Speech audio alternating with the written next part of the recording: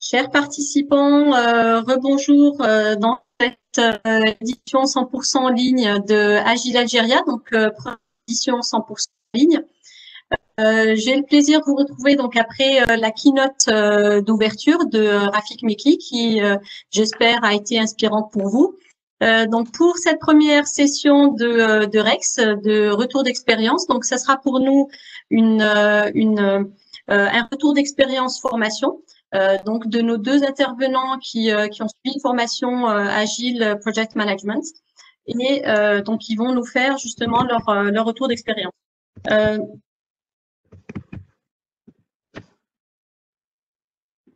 Donc je souhaite tout d'abord remercier nos sponsors et nos partenaires sans qui cet événement Agile Algéria n'aurait pas pu être mis en place sur une courte période.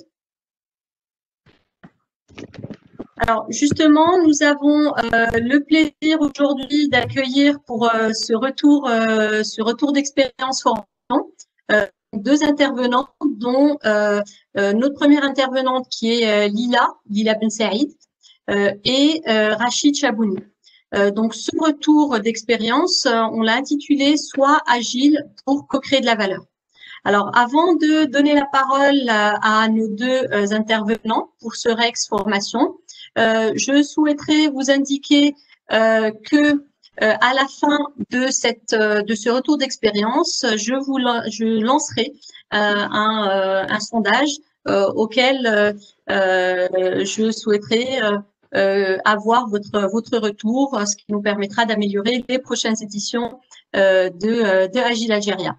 Voilà, donc je cède la parole à nos deux intervenants. Lila, je te laisse la parole. Bonjour tout le monde, je m'appelle Lila Ben Saïd, je suis ingénieure en informatique, je travaille au sein de Groupe Mondelkin. Je suis chargée de l'administration et du développement du portail intranet de l'entreprise, dans le développement des différents process métiers. Je suis aussi chargée de la gestion de deux autres projets en dehors du portail intranet de la compagnie.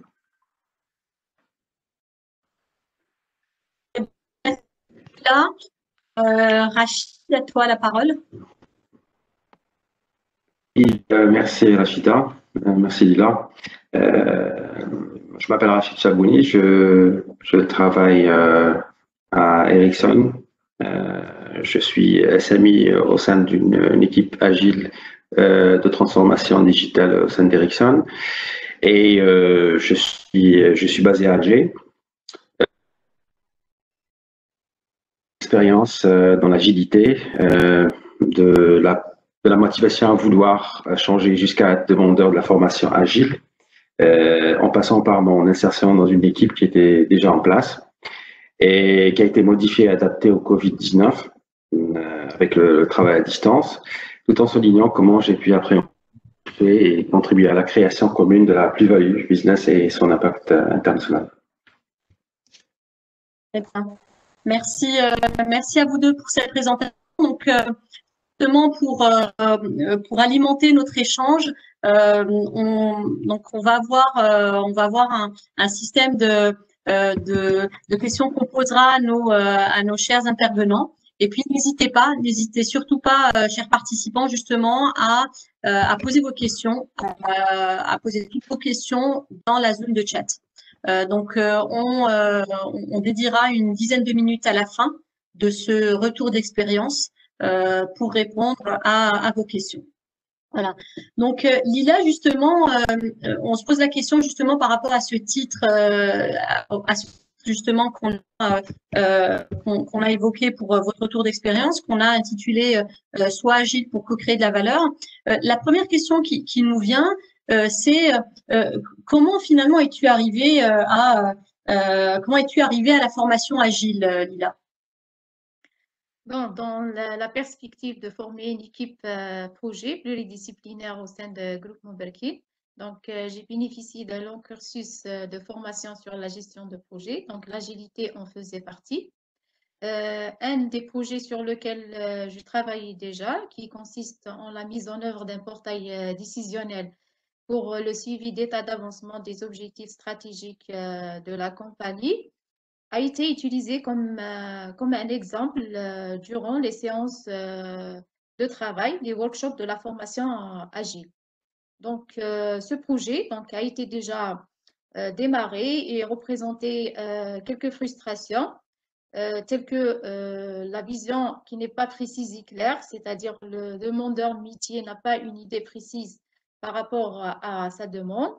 Puis, à un moment donné, donc, on s'est retrouvé à tourner en rond et on a accumulé beaucoup de retard par rapport aux dates planifiées. Et aussi, vu que le développement des solutions ont été externalisées, donc l'équipe ou les ressources du développement externe ont perturbé aussi leur planning.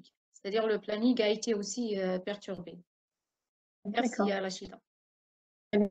Merci à toi. Rachid, quant à toi, comment es-tu arrivé à la formation agile et quelles sont les éventuelles frustrations que tu en as eues justement qui t'a amené à te transformer? Qu'est-ce que tu peux nous dire à ce sujet-là, Rachid? Bon, d'abord, en premier lieu, je dirais l'envie de changer, de faire valoir mes idées, la volonté de rejoindre une équipe tournée vers la transformation digitale. Sont la base, en fait, les motifs de base, de départ pour tourner, en fait, vers la formation. Donc, avant la formation agile que j'ai eue l'année passée, une des frustrations principales qui me tourmentait beaucoup, en fait, c'était le fait d'être non mandaté en premier lieu pour provoquer les changements, car bien sûr, tenu par la et la priorité à faire rouler les affaires, donc le ASIS. Donc, dans le travail que je fournissais, il y avait beaucoup de réussites.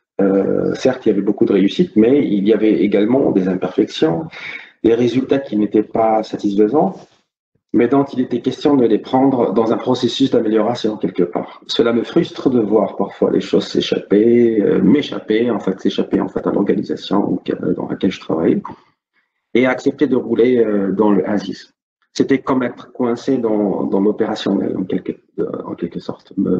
Cela en fait me provoquait un sentiment d'insatisfaction grandissant, et donc la volonté de vouloir laisser un impact important s'imposer de jour en jour.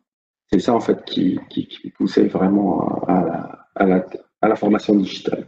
Donc je fais un plan et en fait il y avait absolument le point de formation. Très bien. Très bien, merci à toi, Rachid. Lila, maintenant,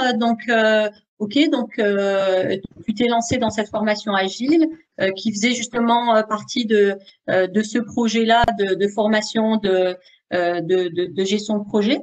La transposition justement sur tes projets, est-ce qu'elle a été simple? Donc, une fois que tu as reçu cette formation agile, est-ce que tu as réussi à la transposer facilement? Oui. La transposition n'a pas été difficile à appliquer car j'ai suivi la formation agile avec le représentant métier du projet, ce qui nous a permis d'être alignés sur l'approche et les concepts de l'agilité. Donc, ensemble, on s'est fixé, on a décidé d'adopter donc une approche agile personnalisée, donc en fixant des intervalles réguliers sur lesquels on réfléchit sur la façon d'être plus efficace tout en adoptant les valeurs et les concepts agiles. Donc, à savoir, commencer par ce dont on dispose comme information et données et accepter de poursuivre les changements en accord étroit avec le fournisseur de services externes, même dans un état avancé du développement. Donc, en exploitant la méthode Kanban et DevOps, on a décidé on a décomposé le projet par 3 fonctionnalités avec priorisation. Puis, on a limité le développement en cours juste à la première itération de la première fonctionnalité afin d'avoir un premier visuel qu'on va améliorer avec le temps. Par la suite, on s'est fixé des sprints de 2 semaines. Ces sprints de 2 semaines en présence du représentant métier sur site et des sprints de 4 semaines quand le représentant métier est absent. Et après, on procédait donc à l'amélioration de la première itération du premier visuel, et ce par le calcul automatique des pourcentages d'avancement en faisant un travail collaboratif. Et avec l'expérimentation, on faisait de la comparaison des résultats par rapport à ceux de la solution Primavera, d'où l'apprentissage continu jusqu'à ce qu'on obtienne les résultats souhaités. Et on a refait la même chose pour les autres fonctionnalités du projet. Voilà, donc en général, c'était l'approche personnalisée qu'on a appliquée sur l'un de mes projets. Très bien. Merci Lila.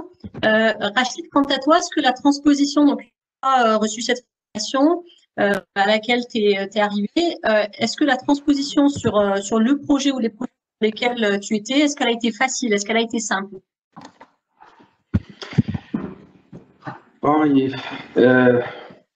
Donc une fois que c'est vrai qu'une fois que j'ai eu la formation, donc je me suis prédisposé pour être vu quelque part en fait en organisation et donc j'ai pu rejoindre l'office, le DTO, Digital Transformation Office. C'est vrai que l'équipe que j'ai rejoint découle d'une initiative de l'entreprise. On a mis tous les moyens à bord et tout ça, donc c'est qui a pour mission en fait de répondre aux chantiers très complexes de la transformation entière de la compagnie, l'organisation et tout. Donc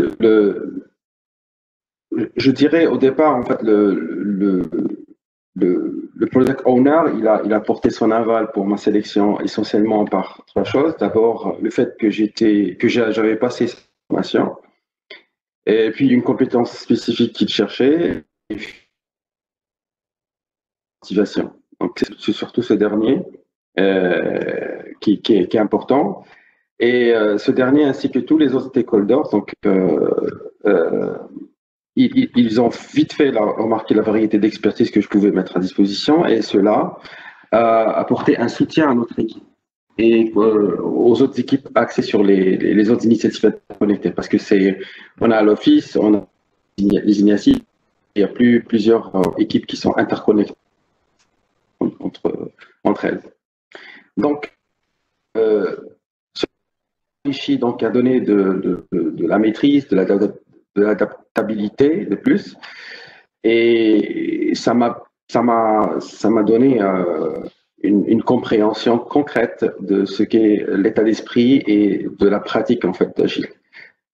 C'est aussi exactement ce que le manager faisait, enfin ce que le product owner faisait, c'est qu'il donnait plus d'ouverture tout en ciblant les objectifs qui sont tracés. C'est vrai que quand j'ai commencé, c'était pas assez facile, donc c'était un peu difficile. J'ai cette image ça me ressemblait à prendre un TGV qui est en pleine course, en pleine vitesse. Donc il était question d'une période d'adaptation de 4 à 8 semaines, mais après ça, donc l'équipe, en fait, il faut que je note que l'équipe m'a facilité mon immersion.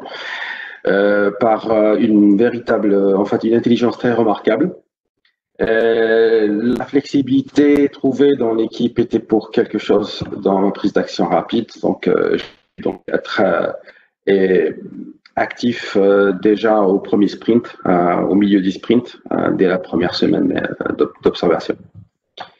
Voilà, donc j'ai eu un petit tour avec le product owner au départ, le Scrum Master qui avait donc il s'amusait bien de partager la charte et la façon de travailler, les outils et où aller chercher l'information et tout. Donc c'était fait sur un ensemble de 3 séances, 15 minutes chacune. Et puis c'est tout. Bon, donc il me laissait en fait curieux, poser des questions, ils restaient ouverts. Et voilà, donc c'était essentiellement ça. Très bien, très bien. Eh bien, merci Rachid pour ce retour. Donc pour ta part, quel a été l'impact des gains ou est-ce qu'il y a eu des satisfactions par rapport à tout ça? Oui, effectivement. Donc, suivant la démarche qu'on s'est fixée, donc on est arrivé tout d'abord à terme du projet avec une grande satisfaction du demandeur, du client par rapport aux résultats obtenus. Et ainsi, on a excédé les attentes initiales et ce, en développant deux autres fonctionnalités qui ont eu une naissance au moment des itérations, c'est-à-dire par rapport aux autres fonctionnalités, au moment des améliorations que nous avons effectuées. Et ces deux fonctionnalités ont apporté une grande valeur ajoutée au projet et à l'entreprise.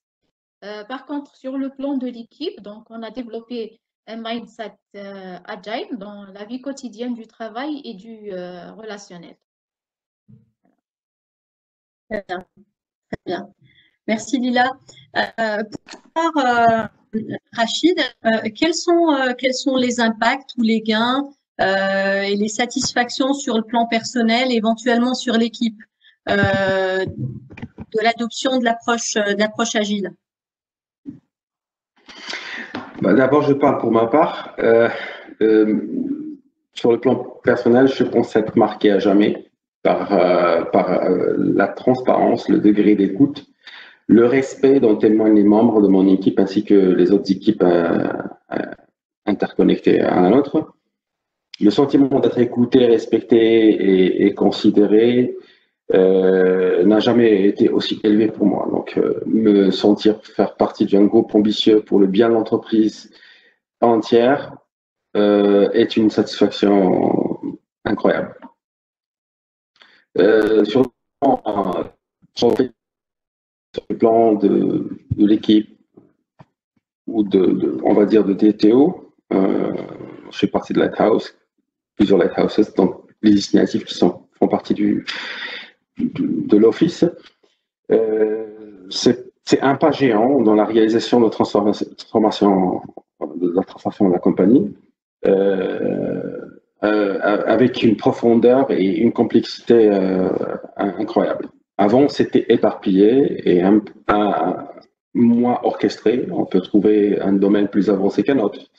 Des idées très avancées, mais qui ne peuvent pas réussir à cause du retard d'un autre ou de quelque chose qui manque. Mais après, en fait, l'adoption, la mise en place de l'Office avec toutes ses équipes et avec la méthode agile, avec la façon de travailler axée sur les 5 principes dont je parlais tout à l'heure, il y a un gain d'orchestration et de sens commun. Comme nos équipes sont tournées avec l'ensemble des autres organisations, donc c'est-à-dire pour travailler, il va falloir interconnecter avec le supply, avec la logistique, avec la vente, avec l'avant-vente, avec la production, avec tout le monde. Donc l'analyse ou le travail ou l'évaluation de ASIS, des objectifs et tout ça, enfin tout le travail qui est important lorsqu'on est interconnecté à ces gens-là ou à ces organisations, nous avons pu en fait voir comment on a pu les impacter même eux dans la façon de travailler. Le mindset, je dirais, de l'agilité est assez contagieux, donc positivement contagieux. Donc plusieurs autres organisations en fait qui sont interconnectées à notre Office, donc calquent et essaient de suivre notre. Donc il y a dire une réceptivité assez incroyable en fait qui a fait effet domino ou effet boule de neige dans la compagnie. Très bien. Donc c'est finalement vous avez réussi à tirer vers le haut d'autres inspirer d'autres équipes vers. Très bien. Absolument, c'est ça. Très bien. Merci Rachid. Maintenant, justement, Rachid, quelles sont les améliorations et perspectives sur le plan personnel et éventuellement sur l'équipe que vous espérez ou que vous avez envisagé?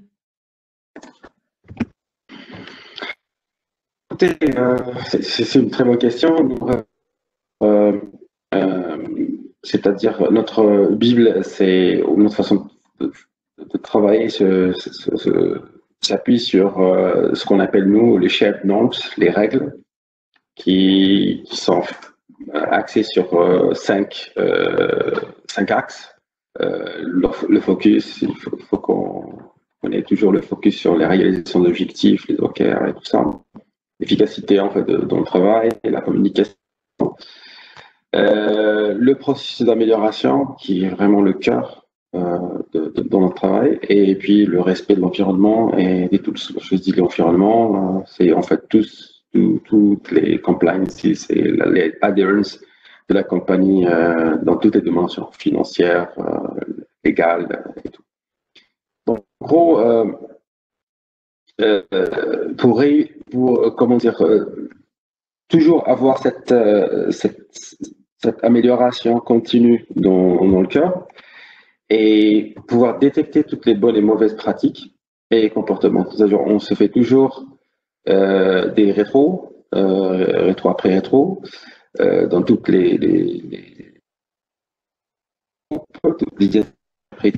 niveau de l'office entier, pour encourager les bons et éliminer les mauvaises pratiques, et puis mettre toujours en cycle d'amélioration. Voilà, c'est ça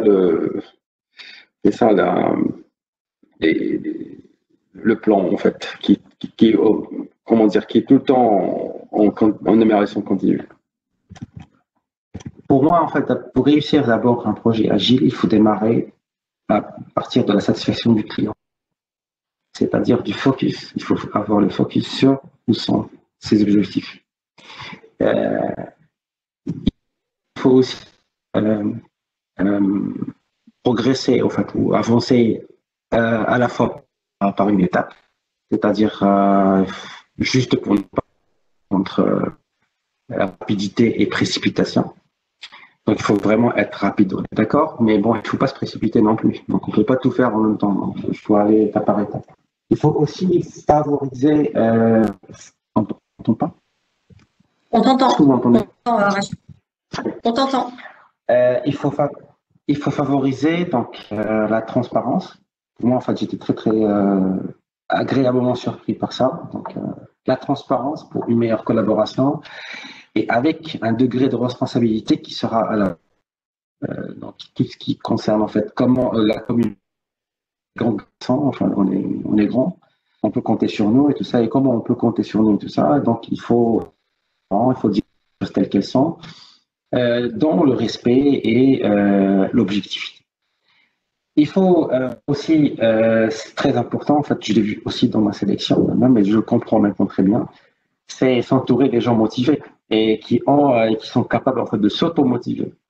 Donc il s'agit, si en fait la personne n'est pas motivée ou n'a plus de motivation, n'est pas motivée par le travail ou par le sens ou par l'objectif qu'on a, bah, ça sert à rien en fait de l'avoir dans l'équipe. Et puis en dernier, je dirais, il faut s'adapter en continu. Donc il y a dans notre travail en fait il y a ce cycle, le processus d'amélioration qui est le cœur en fait. Donc à chaque fois on fait des rétros, on met toujours absolument tout de la façon de travailler, des prototypes, des objectifs, tout ça on le met dans un processus d'amélioration qui est actuellement toujours considéré comme le cœur. Voilà. Bien. Merci Rachid. Lila, on va avant passer la main à Rachid pour clôturer ce Rex. Est-ce qu'il y a des points améliorés? Qu'est-ce que tu pourrais partager à ce niveau-là, Lila? Bien sûr, il y a toujours quelque chose à améliorer. Donc, la première des choses pour moi, c'est de me perfectionner sur l'agilité. Le deuxième point le plus important, c'est de communiquer sur l'approche adoptée sur le projet et des parties prenantes dès le départ du projet, parce que c'est très important, notamment par rapport à leur production pendant les itérations des fonctionnalités. Voilà. Très bien. Eh bien, merci pour ce retour, Lila. Rachid, est-ce que, pour terminer, est-ce que tu envisagerais de passer de l'approche agile? Voilà, est-ce que tu envisagerais autre chose, par exemple?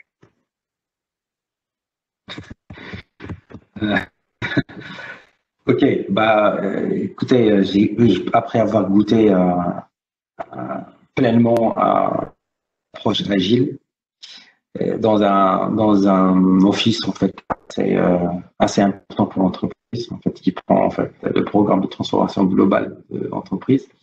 Si demain je quitte cet office, Digital Transformation Office, je pense rester attaché à l'approche agile, parce que en fait,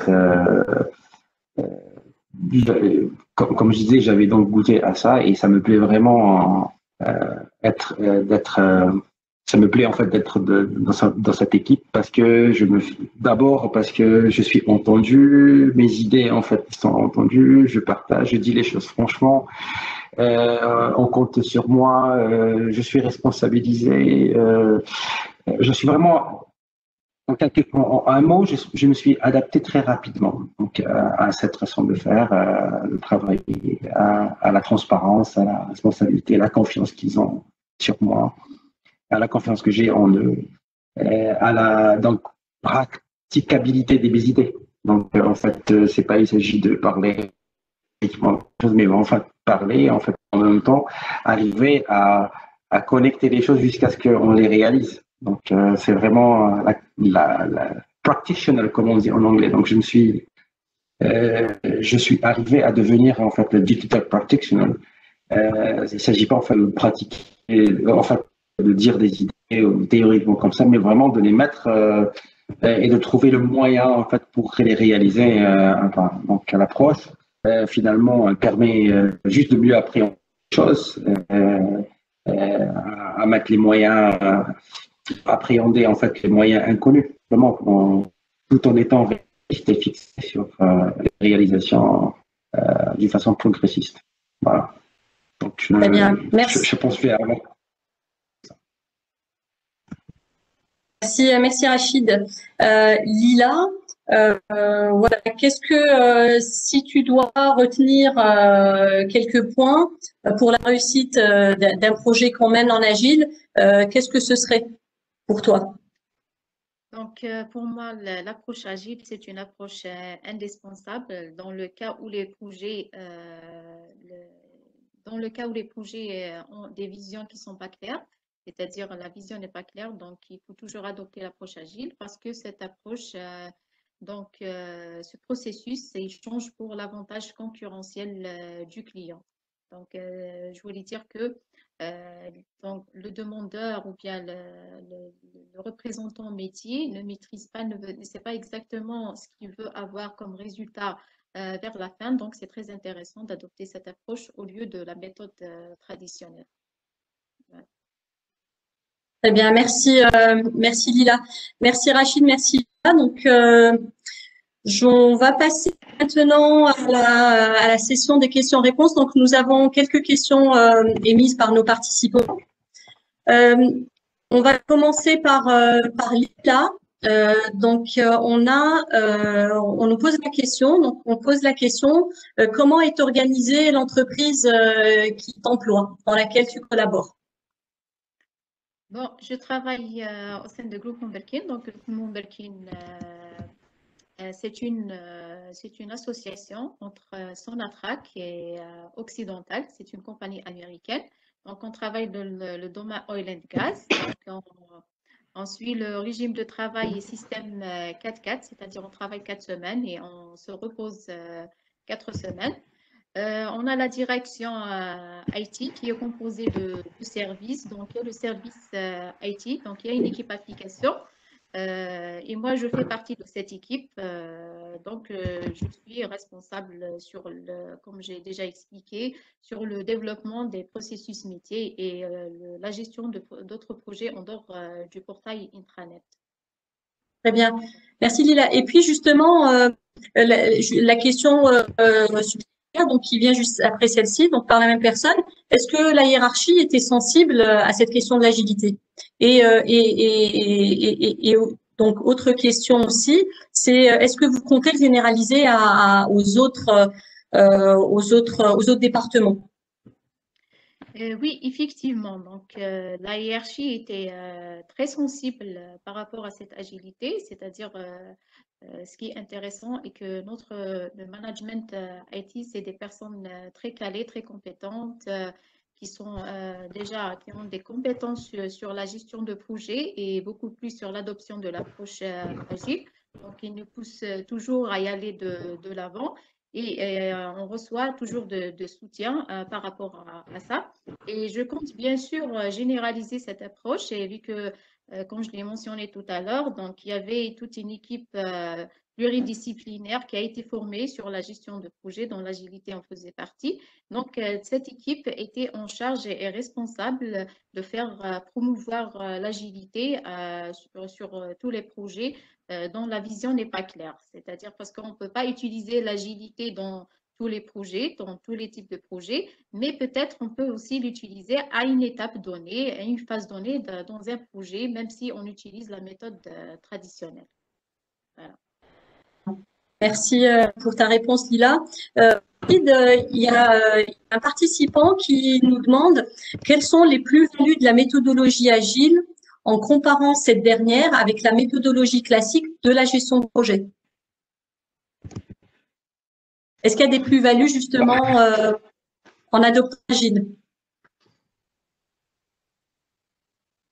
Très bonne question.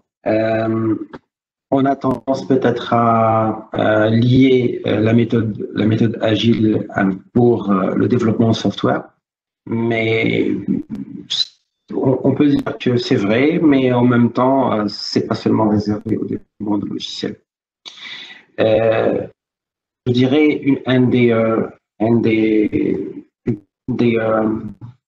bénéfices ou avantages en fait d'appliquer par rapport à d'appliquer ma méthode agile par rapport au standard, c'est que en gros, ce que on voudrait faire partie le client. En fait, je veux qu'il soit en fait impliqué dans la création en fait de la valeur ou du produit que je cherche ou de l'objectif à la fin. Donc il veut quelque chose, mais en fait il ne sait pas comment y arriver. Et donc au lieu en fait j'attends en fait le client, il me dit je veux ça, je veux ça, je veux ça, comme dans un mode classique avec un RFQ ou RFX. Et il va falloir que je termine le boulot et après je lui envoie pour qu'il vérifie. Et puis on peut peut-être vraiment perdre beaucoup de temps. Peut-être je n'arriverai jamais en fait à répondre exactement ou à la hauteur en fait de ce qu'il attend. Mais par contre, si je suis en fait dans une approche agile, je l'ai en fait avec moi dès le départ. Donc je suis le product owner et avec lui il est là à travailler sur les points.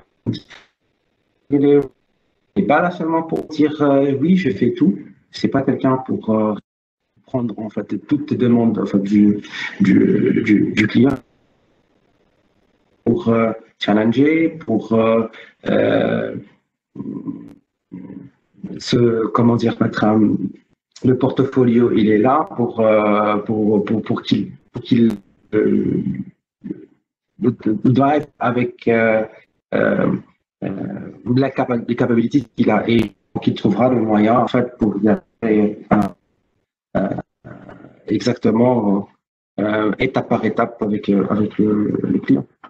Donc quand il se focalise sur l'objectif en fait du client, il est là, il est très transparent à tout le monde, tout le monde donc voit en fait la progression de la façon la plus transparente possible. Je pense qu'il y a un avantage très très important par rapport au classique. Je ne sais pas si j'ai répondu dans le vague comme ça. Très bien, merci. Merci Rachid. On va terminer par cette dernière question pour Lila.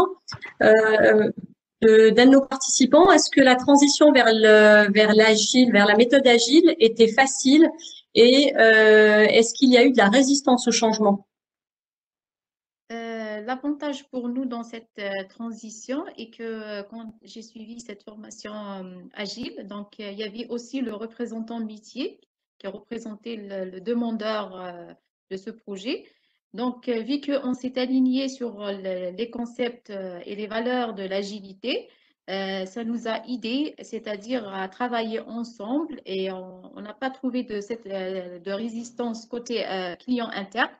Et côté, c'est-à-dire l'équipe externe, c'est-à-dire que nous, on a externalisé le développement, ils sont gérés par un chef de projet, voilà, qui favorise l'agilité. Donc, je ne sais pas, peut-être par chance pour nous, donc on s'est retrouvés entre une équipe qui favorise l'agilité dans dans ce genre de situation. Et il n'y avait pas vraiment de résistance par rapport à ça. Le plus important, c'était les résultats. Voilà. Juste, Rachida, s'il vous plaît, s'il n'y a pas d'autres questions, je voulais juste dire un mot pour la fin. Je voulais dire que, comme il a dit Albert Einstein, donc la folie, c'est de s'attendre à des résultats différents en gardant toujours la même approche ou bien la même démarche. C'est-à-dire, il faut toujours remettre en question un projet, même s'il est démarré, et même si on connaît tous que la phase du démarrage d'un projet est une phase très cruciale. Voilà. Tout à fait. Très bien, merci. Merci Lila, merci Rachid. Je terminerai cette session retour d'expérience par l'ouverture du sondage à nos chers participants. Entre-temps, je partagerai également avec vous. Voilà. Donc, je partage avec vous aussi Donc, je vous laisse un petit moment pour répondre au sondage.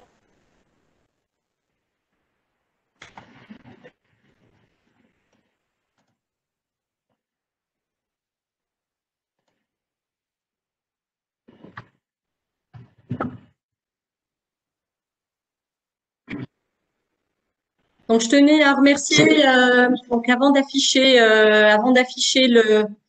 la sketch note de notre facilitateur graphique. Donc, je tiens à remercier infiniment les 39 participants qui sont restés avec nous jusqu'au bout. Voilà, donc si vous avez des questions, n'hésitez pas à contacter nos speakers sur les réseaux sociaux, notamment sur LinkedIn. Rachid, j'ai oui, 10 secondes, si tu veux, parce que j'ai participé à l'ouverture. Et je tiens à recommander ce livre qui m'a marqué. Je ne sais pas si on le voit, non?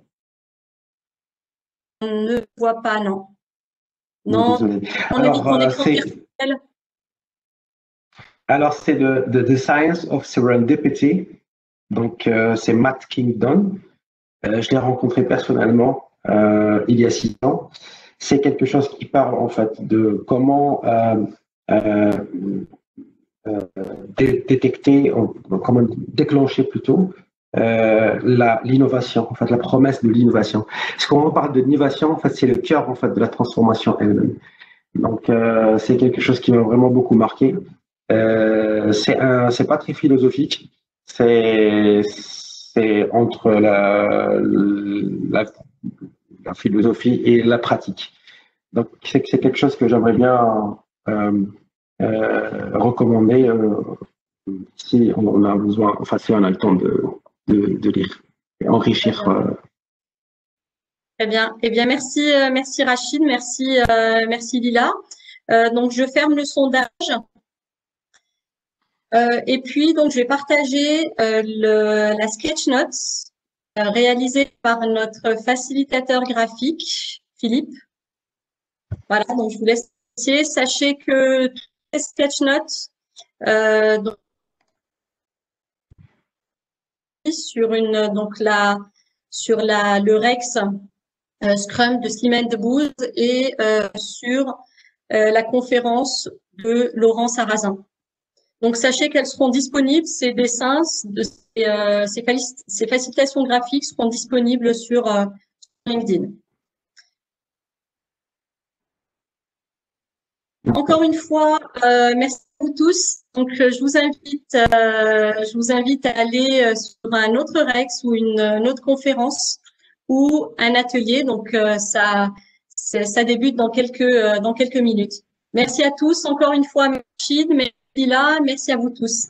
À très bientôt. Merci à vous. Merci à vous. Merci à vous, Rachida. Merci aux participants. Au revoir. Merci à tout le monde. Merci, au revoir. Thank